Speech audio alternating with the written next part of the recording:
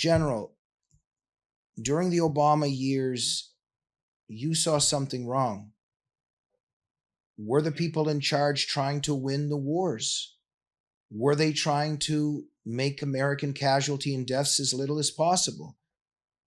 What you were seeing, the answer was no. If I am correct, Obama fired you. Then he warns President Trump about two people, the North Korean dictator and General Flynn. Uh, and then they came for you. What threat did you pose to them? In general, you were the one that saw that these devils were harming American interests and putting American lives at stake, right?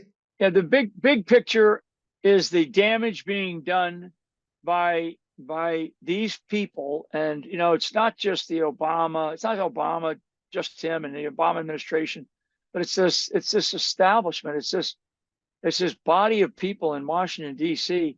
that are, to me, they're damaging to the degree that we see it now. They're damaging the national security of our country, which means they're putting the lives of all men and women in our country at risk. The safety and security of the American people is what should be paramount to any president of the United States, and that was not the priority. The priority was to continue in these endless wars that have no meaning and no ending and no end in sight. And that was very clear to me. And I'm not somebody that's gonna talk out of school or go around my chain of command or anything like that in the military. I'm one of these type of people. It's like I can't be but honest, especially when it comes to saving the lives of American soldiers overseas. And so, I'm one of these guys that, like, when I see a problem, I will go to fix it, and I'll let others know that, hey, we have an issue and it's got to be solved, and I can't solve it by myself. I need others to help me solve it. We that discussion in the movie about the paper that was written, right? Which I think is it's a sort of another testament to just putting your life on display, in the position that I was in at that time.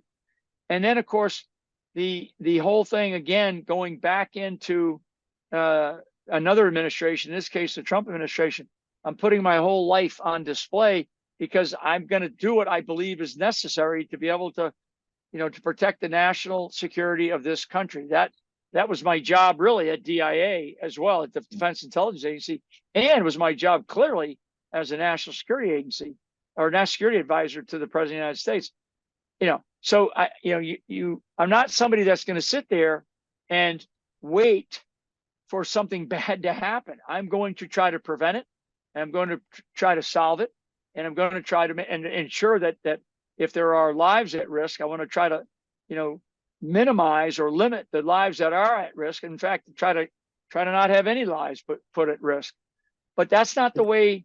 That's not the way some of these people in most of these people, actually, not some, most in Washington, D.C. operate.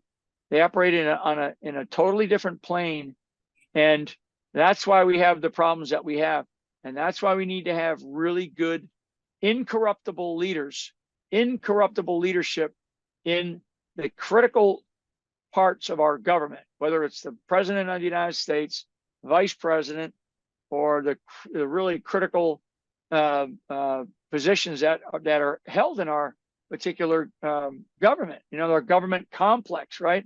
Defense, diplomacy, intelligence, commerce. I mean, all these different entities that make our country run.